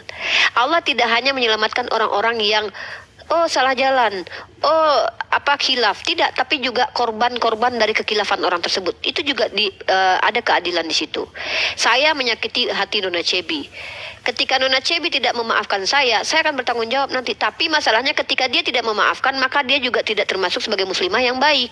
Karena dalam Islam itu orang yang memaafkan lebih baik daripada orang yang minta maaf. Begitu. Bahkan orang yang meminta maaf lebih dulu itu juga sama tuh. Orang yang meminta maaf lebih dulu itu lebih baik daripada orang yang meminta maaf kemudian. Begitu dalam Islam tuh ada aturan-aturan, ada pakem-pakem gitu. Bahkan dalam Islam sendiri begini Mbak. Kita konteksnya bicara tentang hukum di dunia dan akhirat. Di dunia ini dosa bisa dihapuskan, dosa bisa diselesaikan, bisa. Nah, zalim kepada diri sendiri bisa langsung kepada Allah, tapi zalim kepada orang kita harus selesaikan dengan orang itu. Seandainya kita tidak mampu menyelesaikan dengan orang itu, maka perbanyaklah beramal soleh. Karena itu bisa mengejar nanti. Dosa itu bisa digugurkan dengan pahala-pahala yang kita buat. Ya, itu dalam Islam. Tapi kalau dalam Kristen, ketika Anda bilang bahwa ketika ada orang Kristen percaya Yesus sebagai Tuhan, menyelamatkan dia dari tiang salib, menyelamatkan dia dengan mati di tiang salib, lalu ternyata dia berbuat dosa tetap dihukum, ya apa bedanya dengan Islam gitu? Ngapain Yesus harus mati di tiang salib kalau memang tak begitu juga gitu, Mbak? Karena kan dalam Kristen kan upah dosa adalah maut. Kalian kan tidak membedakan dosa besar, dosa kecil. Mau mencuri permen di Alfamart dengan membunuh 100 orang itu sama saja, maut hukumnya dalam Kristen. Kan begitu, Mbak nggak tahu, coba Mbak dalilnya, cross check di Google. Upah dosa adalah maut, apa maksudnya itu? Nggak peduli, mau ngintip orang mandi atau memperkosa 500 orang, hukumnya tetap sama, mati, maut. Beda dalam Islam. Baik. Dalam Islam beda. Anak yang mencuri permen itu bahkan tidak dikenai dosa karena dia belum balik. Remaja yang dikenai dosa di awal, dia tidak seberat bagaimana orang-orang yang berilmu. Nah, ini ya bedanya ya. Orang yang tidak berpengetahuan melakukan dosa berbeda dengan orang berilmu yang melakukan dosa. Saya punya pengetahuan melakukan dosa dengan Anda yang berbuat dosa, atau Mbak Hilda misalkannya dia belum banyak belajar, saya dosanya lebih berat ketimbang Mbak Hilda. Begitu dalam Islam, keadilan itu ada. Tapi dalam Kristen, anak kecil sudah berdosa, bawa dosa waris dari Adam. Bahkan pendeta Anda, Pak Pendeta Sitepu mengatakan, ini Pak Pendeta Sitepu, saya tukil lagi nih, perkataan Pak Pendeta Sitepu, S2 Sarjana Teologi Kristen Injili, Teologi Kristen Injili ya, nama gereja dia. Dia berkata, nah, ini ya saya riwayatkan ya, dari debat TikTok Uniriva yang Uniriva cantumkan di YouTube, silakan lihat tanggalnya, bahwa Pak Pendeta Sitepu mengatakan, pertanyaan Uniriva adalah, bagaimana dengan anak kecil Pak Pendeta yang meninggal? Apakah sudah berdosa? Sudah. Anak kecil Kristen gimana? Dia diselamatkan oleh iman orang tuanya. Bagaimana dengan anak kecil dari pihak Muslim? Diam Pak Pendeta Sitepu. Ternyata masuk neraka. Kasihan sekali anak kecil yang lahir di perut orang Hindu, di perut orang Buddha, di perut orang animisme, di perut orang ateis, di perut orang Islam. Mereka mati pada waktu umur 2 minggu, 2 bulan, 3 bulan, 4 bulan. Lahir hanya untuk masuk neraka. Karena tidak diselamatkan oleh baptis atau tidak diselamatkan oleh penyalipan Yesus. Astagfirullah. Berapa ribu isi nerakanya orang Kristen terdiri dari anak-anak non-Kristen yang belum diselamatkan oleh darah Yesus, yang mereka lahir ketika belum berbuat, mereka belum merasakan enak-enak hidup, mereka belum merasakan bagaimana hidup susah, hidup senang, tidak, tapi mereka mati di umur mereka di bawah 5 tahun, auto neraka jahanam. Astagfirullah. Tuhan hadirkan manusia hanya untuk disiksa di neraka. Pak Pendeta tidak punya jawaban akan hal itu.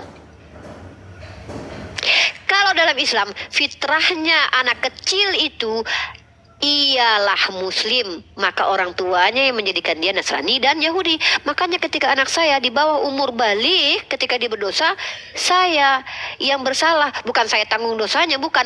Tapi asbab dia tidak diajarkan bertata krama yang baik, tidak diajarkan bagaimana sopan santun dalam Islam. Tanggung jawab saya kepada Allah, yang saya pertanggungjawabkan dosa saya. Dosa apa? Dosa tidak mendidik anak. Begitu dalam Islam, Mbak. Nah, bayangkan itu anak umur 7 tahun ketika dia tersalah berbuat dosa, mati dalam umur dia pada waktu itu, masuk neraka langsung. Astagfirullahaladzim. Tidak, apalagi dengan kata-kata Tuhan kalian maha kasih. Mohon maaf saya katakan, kalau memang Tuhan maha kasih, Tuhan Persi Kristen ini maha kasih dalam waktu dan komunitas tertentu, bukan untuk seluruh alam. Beda. Kalau Islam itu rahmatan lil alamin, siapapun kena dalilnya. Contoh, wahai kalian yang lahir dalam kalangan Kristen, kalian lahir di perut seorang Yahudi, lahir dalam perut Nasrani. Ketika kecil kalian beriman kepada Yesus, Buddha, dan Krishna, kalian tidak dihukumi. Ketika kalian belajar dewasa, pakailah akal, carilah kebenaran itu. Ketika sudah ada akal, diberikan hati, akal disortir hati. Secara hati nurani mungkin tidak orang benar seperti Yesus mati menembus dosa orang baik, orang jahat. Hati nurani menolak, itu kekejaman, itu kesalahan, itu tidak bisa dibiarkan. Kurang ajar orang-orang Romawi itu telah mengazab Yesus. Tapi ternyata diimani sebagai doktrin bahwa itu adalah bentuk kasih Tuhan. Hati nurani menolak, masih diterima. Akal pikiran menolak, masih diterima. Ya sudah, masuk neraka lah. Dalam Islam begitu. Karena di dalam Islam itu, ketika kau belum balik dan berakal, kau tidak dikenai syariat. Kau tidak menanggung dosa karena kau tak tahu. Tapi ketika kau sudah balik berakal, kau sudah berilmu, kau sudah mendapatkan ilmunya, masih juga kau langgar, maka kau termasuk dalam kata kafarah. Apa itu? Menutup diri dari kebenaran yang diterima oleh akal dan diterima oleh hati. Karena kebenaran itu tidak mungkin bertolak belakang dengan akal, dan hati. Yang membedakan kita dengan hewan adalah akal dan hati itu. Nalar dan nurani. Si nalar dan si nur aini harus menikah, Mbak. Maksudnya adalah harus bergandengan tangan. Nalar tidak boleh nalar tidak boleh menguasai si nurani, si nurani tidak boleh menguasai nalar. Harus sejalan. Harus menikah mereka. Maksudnya begini, masuk akal tidak Tuhan mati untuk menebus dosa manusia, sementara Dia yang menetapkan manusia ini secara akal tertolak. Secara hati, masuk akal tidak Tuhan membiarkan orang benar seperti Yesus mati dalam keadaan seperti itu. Hati nurani Tuhan kemana? Artinya ada perkawinan antara si nalar dan si nurani. Ketika mereka berdua bersama, maka muncullah sebuah konsep yang bahwa tidak, ini tidak masuk, tertolak ini. Maka itu tidak bisa disebut dengan kebenaran. Karena kebenaran adalah persesuaian antara perkataan dan kenyataan.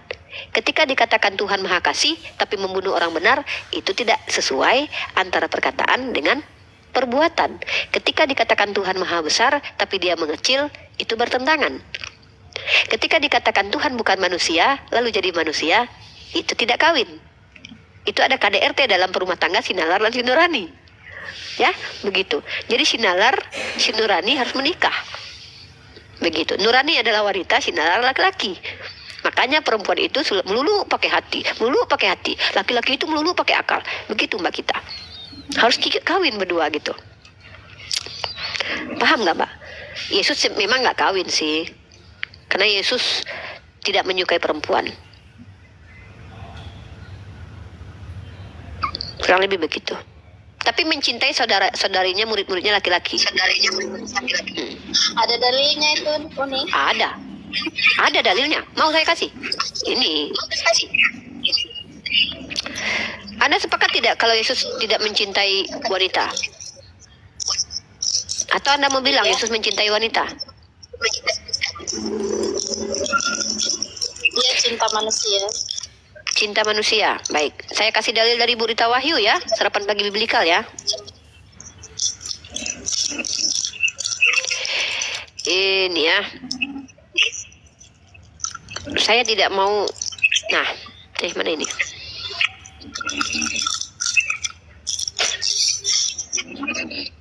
Siapa yang Ustaz Wafi tidur dia? Jangan kesini ya nak. Ustaz Wafi tidur dia tuh. Bentar ya, saya kasih datanya dulu. Nah. Murid yang dikasihi Yesus yang bersandar di bahunya, Mbak. Mbak lihat ya, murid yang dikasihi Yesus. Mute dulu napa Ustaz? Sandar. Nah nih, Mbak baca Yohanes pasal 13 nomor 23. Seorang di antara murid Yesus, yaitu murid yang dikasihinya, bersandar dekat kepadanya. Mbak bayangkan, Mbak kalau zaman sekarang lihat suami Mbak bertemu dengan temannya laki-laki, bersandar kepada suami Mbak. Gimana menurut Mbak itu? Atau saya baca terjemahan lamanya ya. Salah seorang muridnya duduk bersandar pada dada Yesus, Mbak suami bertemu dengan temennya gitu, terus nyender dadanya gitu Mbak. Menurut Mbak gimana gitu? Astagfirullahaladzim gitu ya. Seorang dari antara murid-murid Yesus, yaitu yang dikasihi oleh Yesus, bersandar di sebelah kanannya. Mesranya gitu kan. Nah, itu kenapa, mohon maaf, izin, di dalam sarapan pagi biblikal ketika Martin Luther membuat sebuah table talk yang menuduh Yesus itu berzina, yaitu ada di table talknya Martin Luther, ada seorang pendeta yang mengatakan ada indikasi bahwa Yesus itu na'udzubillah min dzalik. Seperti yang itulah. Ustaz Wafi tidur, Cep, telepon Cep, ngorok lagi. Biar bangun. Ada. Silakan dibaca ya. Yohanes pasal 13. Itu saya bentar.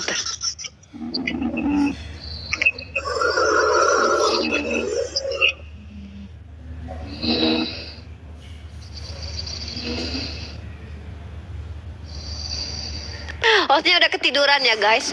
Cep, tolong Cep ditelepon biar bangun itu Ustaz Wafi. Kasihan nanti kita keluar dari room ini.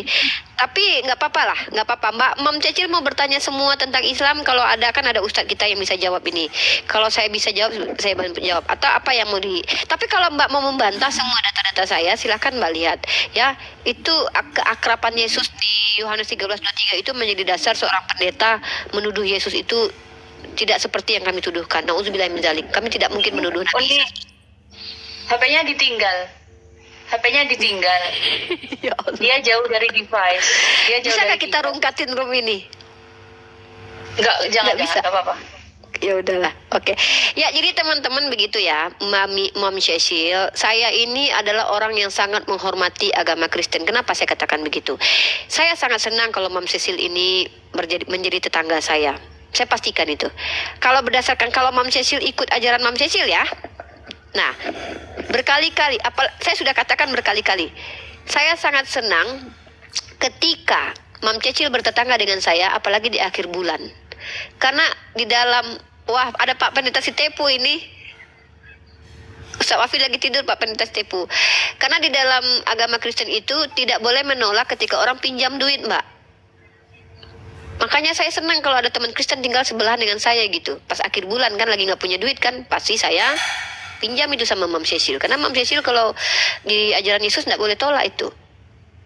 Kalau saya lagi bete, lagi gabut, saya ajak Mam Cecil jalan 1 kilometer sama saya. Lalu Mam Cecil akan jalan dengan saya 2 kilometer gitu. Mam Cecil ke Jakarta yuk. Alah sekalian kita ke Bali. Ya kan gitu. Enak punya teman Kristen ini loh. Orang Kristen itu apabila ditampar pipi kirinya, mereka akan kasih yang kanan. Makanya kalau saya lagi gabut, saya ketuk tetangga saya yang Kristen gitu kan, saya tampar dia sekali gitu, dia gak akan balas itu. Jadi makanya bahagia kita punya teman-teman Kristen tetangga kita ya teman-teman. Ya luar biasa. Makanya bersyukurlah teman-teman Muslim punya tetangga teman Kristen. Praktekkan itu, praktekkan saja. Dan bahkan menariknya lagi ketika kita punya teman-teman ya. Itu tidak terhitung dosa. Misalnya lagi gabut nih, pergi ke tetangga nampar gitu, ini gimana hukumnya? Tidak, kalau kami tidak, kan gini, yang menawarkan itu kan teman-teman Kristen. Kalau dalam Islam itu yang tidak boleh zolim. Zolim itu gini Mbak, zolim itu tidak menempatkan sesuatu pada tempatnya. Kalau kami tempatkan sesuatu pada tempatnya, memang ajarannya begitu, maka kami nggak zolim namanya, maka kami tidak berdosa. Karena kan ajarannya begitu. Kan begini Mbak Cecil mengimani kalau apabila Mbak Cecil ditampar pipi kiri lalu Mbak Cecil ini kan mengimani kalau Mbak Cecil itu tidak akan menghakimi musuh, akan mengasihi musuh. Maka kalau ada orang-orang yang mungkin mau mencuri, merampok, ya saya rasa merampoknya ke rumah orang Kristen aja, jangan ke rumah orang Islam. Bahaya. Kalau di rumah orang Islam itu, kalau kalian merampok, kami harus mempertahankan. Kami hajar kalian, bolak-balik kami hantam kalian sebagai hukuman. Tapi kalau dalam Kristen kan kasihi musuh. Maka saran saya buat kalian yang punya ide buat merampok, ya rumah orang Kristen aja. Karena kalian tidak akan dihakimi, kalian akan dikasihi dan didoakan begitu. Jangan di rumahnya orang Islam jangan merampok, tidak akan dibiarkan kalian. Karena jihad fisabilillah ketika mempertahankan harta, mempertahankan istri, mempertahankan anak dari kezoliman orang-orang lain. Tapi dalam Kristen kan tidak boleh gitu. Saya dulu pernah diskusi sama teman Kristen dulu. Saya tanya gini, jadi nanti Bang, kalau seandainya ada yang memerangi kita Indonesia nih, Abang gimana? Saya enggak ikut berperang nih. Saya di belakang berdoa kepada Tuhan saya katanya. Nggak kebayang saya ya. Saya maju pakai sapu lidi ya kan melawan penjajah gitu kan. Dia belakang saya berdoa gitu. Saya bilang enggak mau saya kawan sama kamu. Saya bilang bahaya ini. Dia nggak boleh Mbak memerangi orang yang memerangi. Dia yang bilang ada di YouTube saya. Silakan cross check lah kalau nggak percaya. Tutup nak pintunya nak. Jadi gitu saya Mbak. Karena kalau membalas kejahatan orang, memerangi, maka itu berdosa dalam iman Kristen. Makanya ada enaknya berteman dengan teman Kristen ketika kita lagi damai ya kan. Tapi tidak enak tapi tidak enak berteman dengan Kristen ketika lagi perang. Karena kalau kita lagi diperangi, teman Kristen tidak akan bantu kita. Karena mereka akan berdoa di belakang bersama untuk Tuhan. Jangan kesini, berdoa kepada Tuhannya. Ini celana pendek apa celana panjang? Ini celana nak. Begitu. Takut saya kalau lagi contoh di Ukraina itu. Di Ukraina dan Rusia, di Ukraina dan Rusia kan, ketika ada peperangan, harusnya orang Kristen tidak boleh melawan, tapi mereka melawan juga tuh. Nggak ngerti saya itu. Itu Mam Cecil. Saya tuh diskusi udah banyak kali Mam Cecil. Bahkan teman saya terang-terangan bilang gitu. Kalau seandainya saya diperangi, kami umat Islam bertempur ke depan ya. Kalian di belakang. Iya, saya berdoa saja katanya. Begitu dia bilang. Astagfirullah. Mana menurut Mbak? Tapi Mam Cecil terserah lah. Mam Cecil silakan tanyakan kepada Pak Pendeta Sitepu ada di bawah ya kan. Cuman Ustaz Wafi lagi tidur. Coba Mam Cecil, boleh nggak Mam Cecil melawan orang yang jahat kepada Mam Cecil? Coba. Assalamualaikum Uni. Kedengaran nggak Uni? Kedengaran saya. Iya. Tadi malam kan yang dibahas oleh pendeta wanita itu kan bahwa Timotius itu kan dari surat Paulus ya Uni. Dan di skripnya terbuat dari terbentuk dari budaya yang ada. Nah, itu juga juga menerangkan bahwa aturan yang dibuat itu bukan aturan sang pencipta, tapi melainkan kalau sang pencipta pastinya kan tidak sesuai dengan, tidak mengikuti adat yang ada, melainkan kalau tidak sesuai ya harus mengikuti aturan yang ada. Kalau sang pencipta sudah membuat aturan ya sesuai dengan aturan-aturan yang ada kan Uni. Nah di sini juga di dalam Al-Quran An-Nahl 58 sampai 59, Al-Quran itu menegur orang-orang jahiliyah, kebodohan sebelum Islam karena sikap buruk mereka terhadap perempuan. Allah Subhanahu wa taala berfirman, padahal apabila salah seorang dari mereka diberi kabar tentang kelahiran anak perempuan, wajahnya menjadi hitam, merah padam, dan dia sangat marah, sedih, dan malu. Dia bersembunyi dari orang banyak karena kabar buruk yang disampaikan kepadanya. Apakah dia akan memeliharanya dengan menanggung kehinaan atau akan membenamkannya ke dalam tanah hidup-hidup? Ingatlah, alangkah buruk putusan yang mereka tetapkan itu. Itu sih Uni. Maksudnya kan tadi malam sebenarnya mau bahas itu juga, tapi kan anak-anak mau minta tidur gitu. Bahwa ya memang begitu. Memang Apa ya, saya bilang begitu, memang kontras sekali. Kalau kita membahas tema tentang wanita dalam perspektif Kristen dan Islam, sangat-sangat kontras. Padahal yang paling sering dituduh itu adalah Islam sendiri, gitu. Oh ya, saya mau ngurusin anak-anak saya dulu karena kan mereka mau mandi, mau beres-beres. Mam Cecil mungkin kalau ingin lagi berdiskusi dengan saya boleh masuk ke room saya, boleh. Kita ketemu di room-room seperti ini juga boleh. Mam Cecil boleh bertanya apapun sebenarnya. Toh kalau saya tidak bisa jawab kan saya bisa mencarikan jawabannya kepada ulama-ulama saya. Bukan berarti saya yang pintar untuk menjawab, tidak. Karena saya seorang pelajar ya. Saya sendiri mengkaji apapun yang saya dapatkan dan saya tidak terima begitu saja. Bible pun saya baca bukan hanya Bible. Saya baca juga bagaimana perspektif para pendeta-pendeta yang kalian imani. Saya membaca Martin Luther, itu buku-buku Martin Luther memang bukan bukunya yang saya punya ya, tapi beberapa pendapat-pendapat Martin Luther yang saya temukan dikutip oleh teman-teman Kristen sendiri. Nah, jadi saya ini memang pelajar, saya mahasiswi ya, kurang lebih seperti itu. Mam, hati-hati ya, saya datang ke rumah Mam seperti yang dikatakan di netizen di bawah. Nanti saya datang untuk pinjam duit ya, karena saya tahu teman Kristen itu kalau dipinjam duit nggak akan pernah menolak. Ajarannya begitu. Jadi buat teman-teman muslim, silakan. Saya anjurkan kalau mau butuh duit, pinjamlah kepada teman-teman Kristen. Bawakan dalil itu ya, bahwa tidak boleh mereka menolak ketika dipinjam uang. Bawa dalilnya. Tunjukkan mereka ke jalan kebenaran. Ini loh jalan kebenaran dalam kitab kamu gitu ya. Ada dalilnya. Oh, kalian nggak percaya sih. Aku tuh nggak bisa asumsi ya.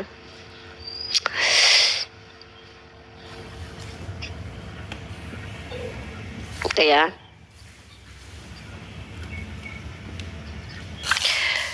Kalau dalam Islam itu kan masalah muamalah kan serahkan kepadamu gitu. Ada aturan-aturan, ada pakem-pakem. Nah ini aturan Yesus nih. Teman-teman, Matius pasal kali, catat ayat ini. Ini ayat ajaib ya buat teman-teman muslim ketika akhir bulan ya, lagi nunggu gaji ya.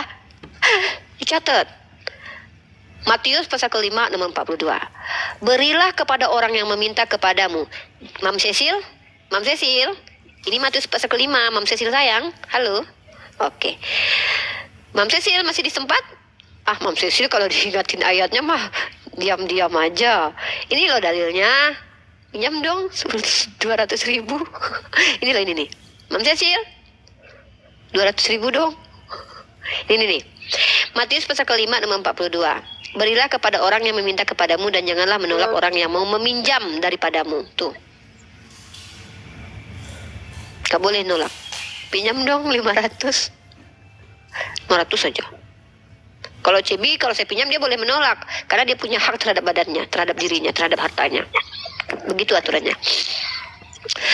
Udah ya, sepertinya saya harus kembali ke kayangan ya, karena memang menjadi ratu bidadari ini sulit ya. Kenapa? Mam Cecil 100 dulu. Boleh pinjam 100 nggak Mam Cecil? Gope adanya Uni. Gope ya. Baca dulu dong Matius pasal ke-5:42 itu. Barang siapa yang meminjam kepadamu jangan kau tolak. Nanti Yesus marah loh.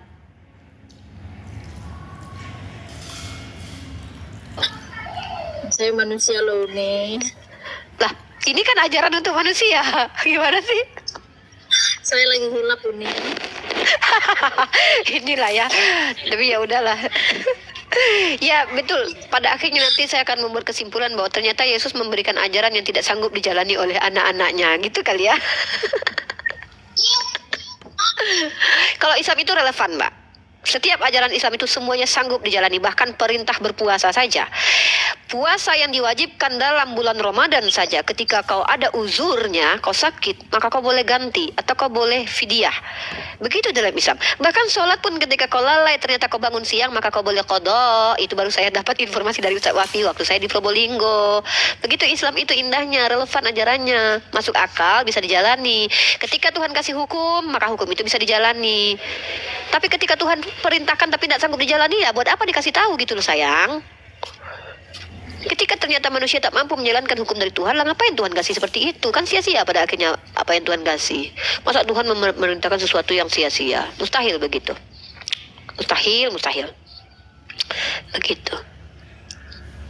Ya, silakan teman-teman, saya anjurkan untuk meminjam uang kepada teman-teman Kristen dengan membawa dalil pasal ke-5 Matius pasal ke-5:42. Bacakan saja di hadapan rumah mereka. Datangilah mereka pas mereka kalian lagi akhir-akhir bulan gitu kan.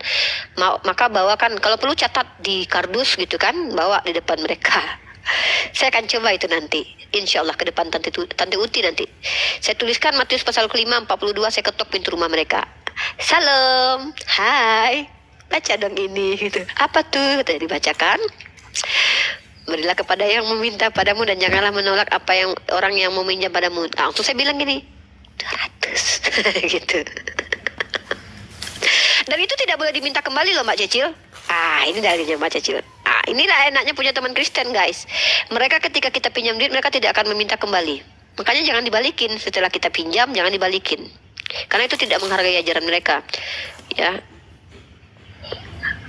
Loh, kepada pergi ini dua semua satu-satu nih. Yaudah.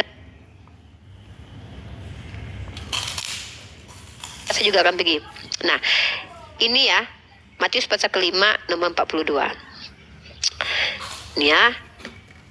Ada dalilnya lagi loh yang mendukung kalau ketika mereka, apa kata Yesus, kalau kau meminjamkan kepada orang-orang itu